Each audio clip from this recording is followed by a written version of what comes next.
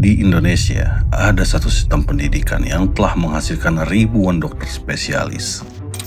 Selama bertahun-tahun, sistem itu berjalan tanpa banyak dipertanyakan.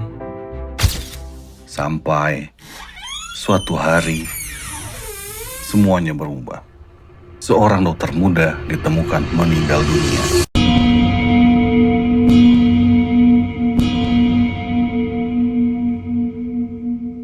Dan yang terbongkar setelahnya mengubah segalanya. Pertanyaannya, bukan siapa yang harus disalahkan. Pertanyaannya adalah, bagaimana satu kematian bisa membongkar sistem yang selama ini dianggap normal? Sebelum membahas sistemnya, kita perlu mengenal orang yang membuat semuanya mulai dipertanyakan. Dr. Aulia Risma Lestari. Ia bukan tokoh publik, bukan selebriti, dan bukan seorang yang pernah mencari perhatian. Seperti ribuan dokter muda lainnya, ia sedang mengejar satu tujuan, menjadi dokter spesialis anestesi. Ia menjalani pendidikannya di Universitas Diponegoro, Semarang. Di tengah kesibukannya, jaga malam, dan tumpukan tugas ilmiah yang tak pernah habis.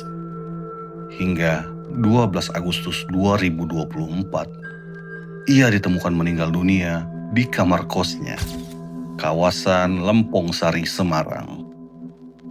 Awalnya, banyak orang mengira ini hanyalah sebuah tragedi pribadi. Namun, semakin banyak fakta bermunculan, semakin jelas bahwa kasus ini tidak berhenti pada satu kematian. Dan lapisan pertama akhirnya terbuka. Bukan tentang siapa korbannya, tetapi tentang sistem tempat ia belajar. Kalau ingin memahami kasus ini, kita harus memahami sistemnya terlebih dahulu. PPDS adalah singkatan dari Program Pendidikan Dokter Spesialis. Setelah lulus menjadi dokter umum, seseorang masih harus menempuh pendidikan lanjutan untuk menjadi dokter spesialis, anestesi, bedah, penyakit dalam, kandungan, dan berbagai bidang lainnya. Pendidikan ini berlangsung sekitar 4 hingga 6 tahun. Selama masa itu, para peserta didik yang disebut residen belajar sekaligus bekerja di rumah sakit pendidikan. Kuliah, jaga malam, operasi, ujian menangani pasien, semuanya berjalan dalam waktu yang hampir bersamaan. Sekilas, sistem ini terdengar sangat wajar, karena memang menjadi dokter spesialis tidak pernah mudah. Namun, yang mulai dipertanyakan bukan beratnya pendidikan, melainkan hubungan antara senior dan junior. Dalam banyak situasi, senior bukan hanya lebih berpengalaman, mereka juga memiliki pengaruh terhadap evaluasi, rekomendasi, penilaian, bahkan kehidupan sehari-hari para junior. Artinya, hubungan ini bukan sekedar hubungan belajar, ada relasi kuasa. Dan ketika relasi kuasa itu tidak memiliki batas yang sehat, seorang junior bisa merasa tidak punya pilihan. Bukan karena tidak ingin melawan, tetapi karena takut masa depannya dipertaruhkan.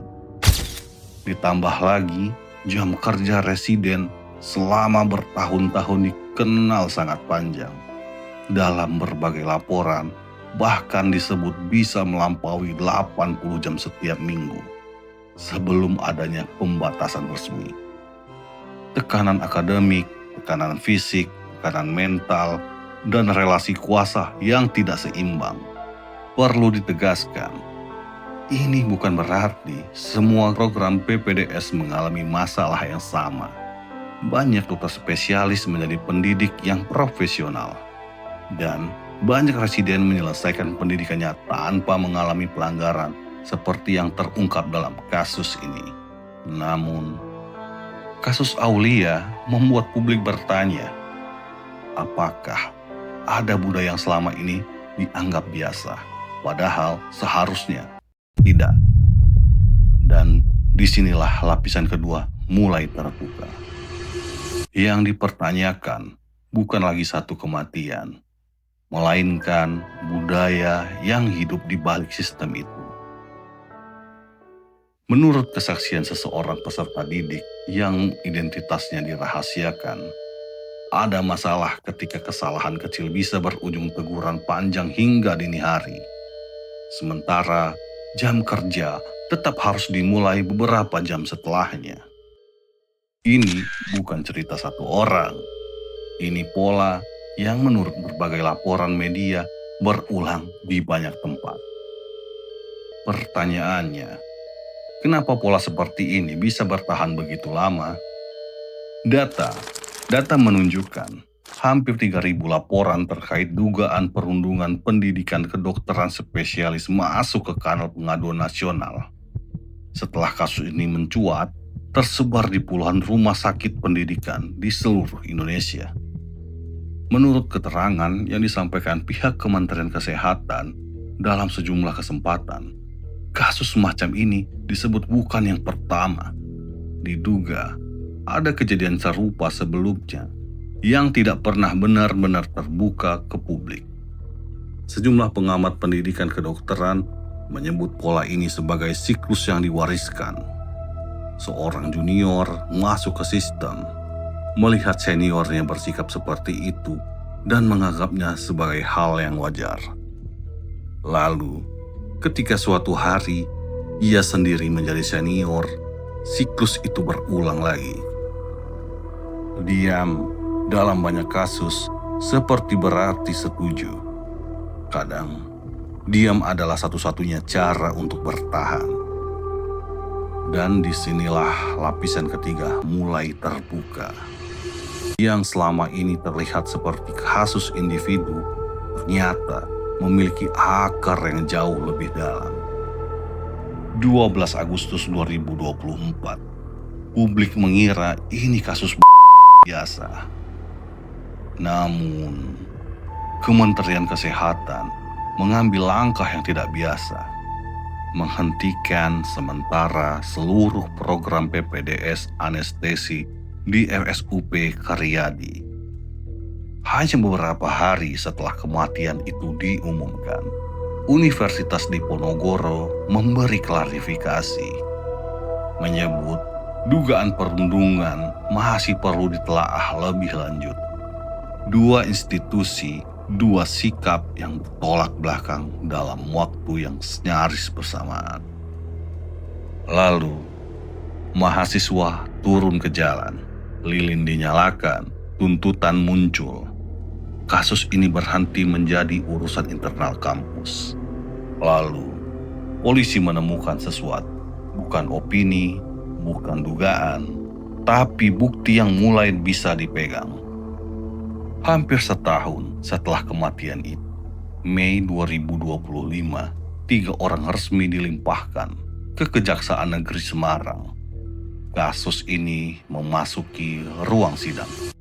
Namun, kronologi hanyalah permulaan, karena yang benar-benar mengubah arah kasus ini adalah bukti-bukti yang kemudian ditemukan. Ketika penyelidikan dimulai, bukan opini yang dicari, melainkan bukti. Sedikit demi sedikit, penyidik mengumpulkan potongan-potongan fakta. Bukti pertama, percakapan digital dalam persidangan. Muncul pesan di grup WhatsApp angkatan. Salah satunya berisi ancaman untuk mempersulit kehidupan junior hingga keluar dari program. Menurut pemberitaan persidangan, pesan tersebut diakui berasal dari akun salah satu terdakwa. Bukti kedua, aliran dana. Penyidik menelusuri iuran dan berbagai kewajiban keuangan yang dibebankan kepada junior, termasuk kewajiban yang tercatat rapi dikelola oleh salah satu peserta didik sendiri. Dan di titik inilah satu detail dari awal video ini kembali relevan. Aulia di angkatannya dipercaya sebagai bendahara, posisi yang membuatnya mengetahui atau bahkan ikut mencatat aliran dana yang kelak menjadi salah satu barang bukti utama di persidangan. Bukti ketiga, dokumen resmi, catatan akademik, jadwal jaga, hingga korespondensi internal yang ikut disita penyidik. Ketiganya, chat, uang, dokumen, akhirnya dibawa ke satu tempat yang sama, ruang sidang. Namun, satu pertanyaan besar tetap belum terjawab. Apakah bukti-bukti ini membuktikan penyebab kematian? Jawabannya tidak sesederhana itu. Karena di ruang sidang, hukuman bekerja berdasarkan apa yang bisa dibuktikan, bukan berdasarkan apa yang diyakini publik. Sementara itu, 3 institusi bergerak dengan caranya masing-masing. Polisi mencari bukti pidana, Kementerian Kesehatan mencari akar persoalan sistematik, universitas melakukan evaluasi internal. Dan disinilah lapisan keempat mulai terbuka. Bukti ternyata tidak selalu mengarah ke kesimpulan yang sama. Ketika persidangan dimulai, publik membawa satu harapan bahwa semua pertanyaan akhirnya akan terjawab. Namun, ruang sidang tidak bekerja untuk menjawab semua pertanyaan. Ruang sidang hanya menjawab apa yang bisa dibuktikan menurut hukum. 1 Oktober 2025, Pengadilan Negeri Semarang membacakan putusan. Zahra Yupita Azra divonis 9 bulan penjara. Sri Mariani divonis 9 bulan penjara. Sementara Taufik Eko Nugroho dijatuhi hukuman 2 tahun penjara, yang kemudian diperberat menjadi 4 tahun di tingkat banding. Disinilah banyak orang merasa bingung, mengapa kasus besar ini berakhir dengan vonis yang dianggap begitu ringan. Jawabannya ada pada pasal yang digunakan. Para terdakwa tidak dipidana karena terbukti menyebabkan kematian Aulia. Mereka dipidana karena terbukti melakukan pemerasan, sebagaimana diatur dalam pasal 368 KUHP. Persidangan menilai bahwa terdapat kewajiban-kewajiban yang dibebankan kepada junior, mulai dari penyediaan makanan, pengerjaan tugas, hingga pengumpulan dana yang dinilai disebut mencapai puluhan juta rupiah. Seluruh rangkaian itulah yang kemudian dinilai memenuhi unsur tindak pidana pemerasan. Artinya, secara hukum, ada perbedaan antara dugaan penyebab kematian dan tindak pidana yang berhasil dibuktikan di pengadilan. Dan perbedaan itu menjadi alasan mengapa putusan pengadilan terasa berbeda dengan harapan sebagian masyarakat. Namun, persidangan bukan akhir dari cerita ini, karena di luar sidang perubahan baru saja dimulai. Satu kematian tidak bisa mengubah masa lalu, namun ia bisa mengubah apa yang terjadi setelahnya. Setelah kasus ini, Kementerian Kesehatan membuka kanal pengaduan nasional. Menurut data yang dipublikasikan, ratusan laporan dugaan perundungan masuk dalam berbagai daerah di Indonesia, disertai sejumlah sanksi kepada oknum dan teguran kepada beberapa direktur rumah sakit.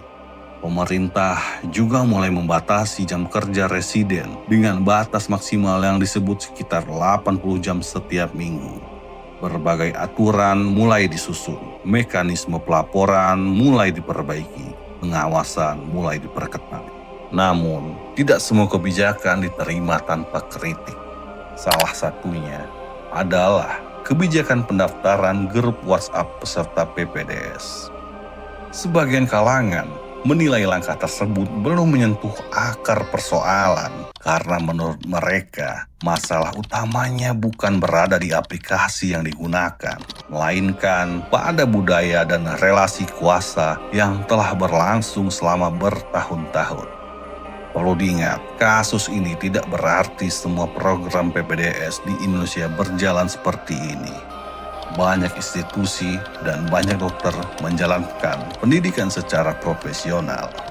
Namun, satu kasus saja sudah cukup untuk menunjukkan bahwa sistem sebesar apapun tetap membutuhkan pengawasan. Yang berubah lebih dulu adalah aturannya. Apakah budayanya ikut berubah? Hanya waktu yang bisa menjawab. Satu kematian tidak pernah bisa dianggap sebagai kemenangan. dan tidak ada putusan pengadilan yang mampu mengembalikan seseorang yang telah pergi. Namun, jika ada sesuatu yang bisa dipelajari dari kasus ini, mungkin bukan tentang siapa yang salah, melainkan tentang bagaimana sebuah sistem bisa perlahan menganggap sesuatu yang seharusnya tidak pernah dianggap normal. Karena sistem bisa berubah, aturan bisa berubah, tetapi budaya tidak berubah hanya karena sebuah surat keputusan. Dan kemungkinan itulah arsip yang sebenarnya. Jika menurutmu dokumenter seperti ini penting untuk terus dibuat, dukung Arsip Internet dengan subscribe.